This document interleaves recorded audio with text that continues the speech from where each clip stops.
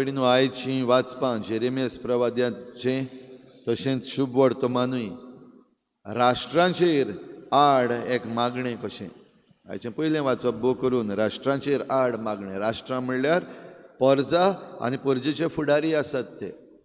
आनी तातूंत आमी उतोर आयज करीत परतून परतून कानार मारता तशें आयकलां तें आयकनात. तुमी आयकनात. हांवें दिल्ले नेम कायदे पाडिनात. आपल्यो मानी निबोर केल्यात. भाव भयणीनो, समज एक जागो आसा आनी एक बेकायदेशीर काम चलता आनी तें बेकायदेशीर काम चलता तें सुपरवायज करपाक गांवचो MLA बसून आसा आनी ताका राखूंक आख्खें पुलिसांचें गँग आसा. हेका कसलें राज म्हणपाचें? नितीचें राज काय चोरांचें राज? चोरांचें राज. आमच्या गोंयांत हें चोरांचें राज आतां सद्याक चल्लेलें आसा. म्हणपाक पासून लॉज, भिरांत न्हू पूण लॉज म्हणपाक. आमच्या गोंयांत चोरांचें राज चालू आसा. वेलसांव डबल ट्रॅकिंग जें काम चलता, लोजेची खबर थंयचो MLA आसा तो येवन आपण बसता सुपरवायज करपाक आनी राखता बेकायदेशीर जें काम चलता. आनी ताका राखपाक रेल्वे पुलीस आनी तशेंच आमचे गोंयचे पुलीसूय बसतात. हें जाल्लें थोडे दीस फाटीं. हांवूय थंयसर आसलेलो. जें कितें बेकायदेशीर काम चल्लें ताचेर निशेध मारपाक लोक एकठो उरलो आनी MLA बसून जो सुपरवायज करतालो ताचें काम बंद उडयल्लें. कालच्या दिसा हेच चोर परतून येवन लिप चोरयां ओगी डबल ट्रॅकिंगाचो एक भाग घालून गेले. कायदो लागना. सरकार तोंड बंद करून ओग्गी आसा, आयकोच ना. लोक बाबडो बोवाळ मारीत आसा वेलसांवचो. बेकायदेशीर काम करूं नाका. पयलीं जो आख्खो प्रोसेस आसा तो करात सारको. काम करूं नाका अशें लोक म्हणना, पूण बेकायदेशीर करूं नाका. पूण बेकायदेशीर काम आजून पासून वेलसांव चालू आसा. चोरांचें राज चालू आसा.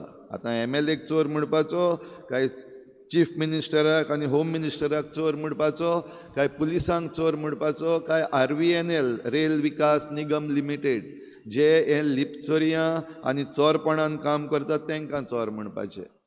आवय आल्तारासान चोर म्हणले सरकाराक अशें म्हणपाक जाता. हाल्यां 4-5 जाण कोण तरी उठ्ठले. पूण सोत भाव भयणीनो उलोवपाकूच जाय. आमी जर तर सोत उलयना जाल्यार देव कितें उलयता तें आमी उलयच ना. आनी हेंच जे कायदे देवान दिल्ले आसात ते आमी पाळिना म्हूण आयच्या पयल्या वाचपान देवाचो शीण लोकांचेर, परजेचेर आनी राष्ट्रांच्या फुडाऱ्याचेर जेरेमियास प्रवाद्या वरवीं आमी आयकता. देव जेरेमियासाक सांगता, वच आनी सांग तांकां, निबोर मनाचीं जाल्यांत, आयकनात, म्हजे कायदे पाडिनात, निसंटोन येतलें. आनी इतलें म्हणून सांगून ते आयकनात. देवान आपलो शीण करता आसतना तेंय म्हणलें, हांवें तुमकां तुमचे सोरी प्रवादी धाडले, तांचेंय आयकना. आमचो सरकार आयकना. जे कोण आपणाक नीत मागतात, मिराबाग सांवड्डे हांगासरलो लोक म्हयन्याहून वयर जालो आतां सद्याक आपलें आंदोलन चलयतात, मागतात सरकारा लागीं. आमचो चीफ मिनिस्टर घडये थंयसर पावपाक ना, बिजी आसा. गांवचो MLA बीन घडये बेस्तो कितें करपाचें तें समजना. आनी ह्या पासत तातूंतले थोडे जाण एसेंब्लींतूय पावले, वी वॉन्ट जस्टीस हे बोर्ड घेवन. थोडे बरें न्हू तें, आमचे एसेंब्लीन तें जावपाक जायना. पूण ते कित्याक कोत्तात हें समजून घेवचे बदलीक आमचो चीफ मिनिस्टर बोवाळ मारता.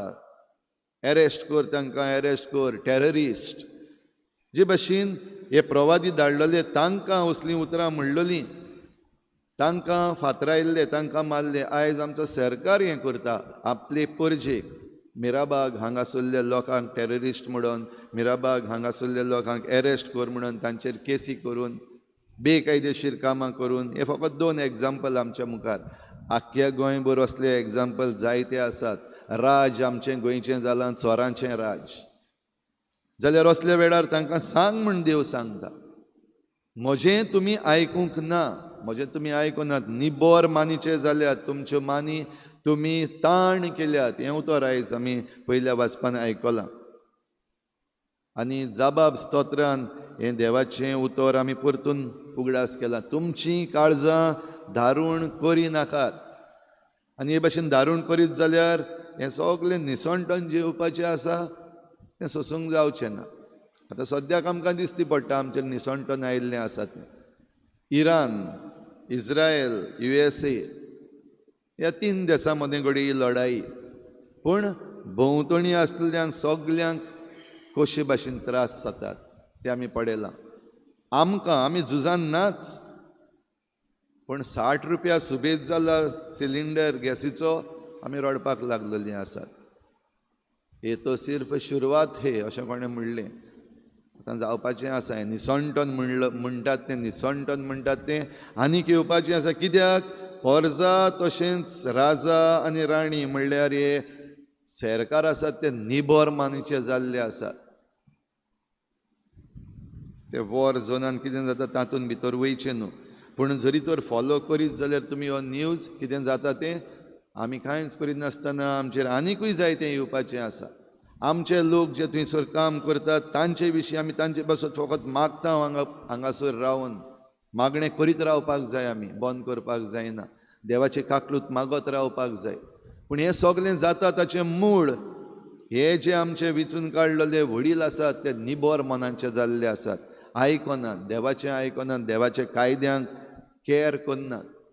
आनी जरूय कोणूय जरी तर तांकां सांगपाक सोदता जाल्यार जेजूक म्हणलें ते भाशेन जेजू देंवचार काडटालो. आयच्या शुभ वर्तमानान आमी आयकता जेजून देंवचार काडलो म्हूण खरेपणी ह्या लोकांक खुशाल जावपाक जाय आसलें. थोडे जाण जाले खुशाल, पूण तातूंतले थोडे जाण म्हणटात तो बेलजेबुलाचे पदवेन हो देंवचार काडटा. बेलजेबूल म्हणटात तो देंवचाराचो प्रधान. ह्या देंवचाराच्या प्रधानाचे पदवेन तो देंवचार काडटा. म्हणल्यार जें कितें बरें काम जेजू करता, एक सोडवंडार कसो, एक प्रवादी कसो, तें काम आपल्या उतरांनी आनी आपल्या असल्या कमेंट्सान तें भायर उडोवपाक एक प्रयत्न, डिस्क्रेडीट. आनी आयज आमच्या गोंयांतूय चल्लेलें आसा, आमच्या भारतांतूय चल्लेलें आसा. कोणूय जरी तर बरें करता जाल्यार डिस्क्रेडीट करपाचो तेका चोर म्हणपाचो, तेका टेररिस्ट म्हणपाचो, ताचेर केसी घालपाच्यो. लद्दाखाचो जो आजून पासून भितर जेलीन आसा सोडीच नात तेका.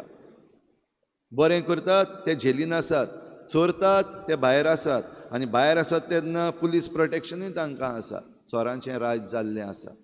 जाल्यार भाव भयणीनो आमी कितें करपाचें? आमी घडये वायलन्स करपाचें हें आमी नाकाच. We are non violent people.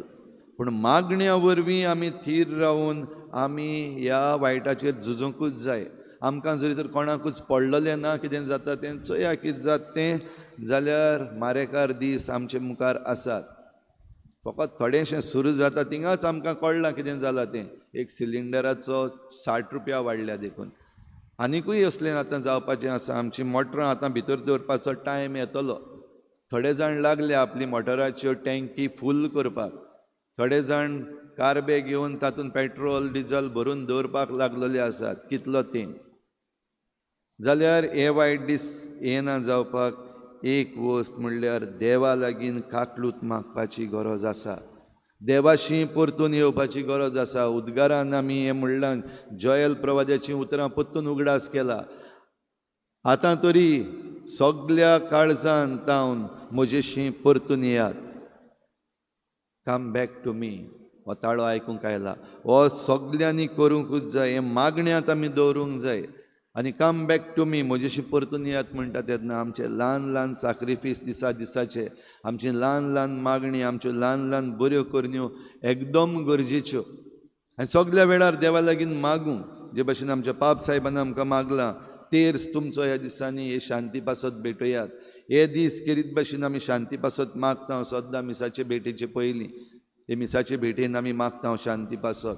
आमचे मागणें काळजान तावन येता तसलें जावं दी. खुशे मनान केल्लें आनी देवाची काकलूत मागपाचें एक फॉर्मेलिटी न्हू. तर हें सगळें करता तेन्ना देवाची काकलूत आमकां मेळटलीच. आमचे जे विचून काडलेले आसात, आमचे चीफ मिनिस्टर, होम मिनिस्टर आनी एअर मिनिस्टर आसात तांकां, आमचे पुलीस आसात तांकां, तांचें मन परिवर्तन जावपाक मागुया. Conversion of their hearts and mind जावपाक आमी खतखत्यान देवा लागीं मागुया. ना जाल्यार येवपाचे दीस आसात ते आमकां खूब मारेकार येतले, कोणाच्यान कांयच करूंक जावचें ना. तर हेंच मागून आमी ही भेट भेटयता आसतना आमकांच आनी आमच्या सगल्या वडिलांक आयज ह्या उंड्या सोऱ्याचे भेटेन देवाक उबारुया.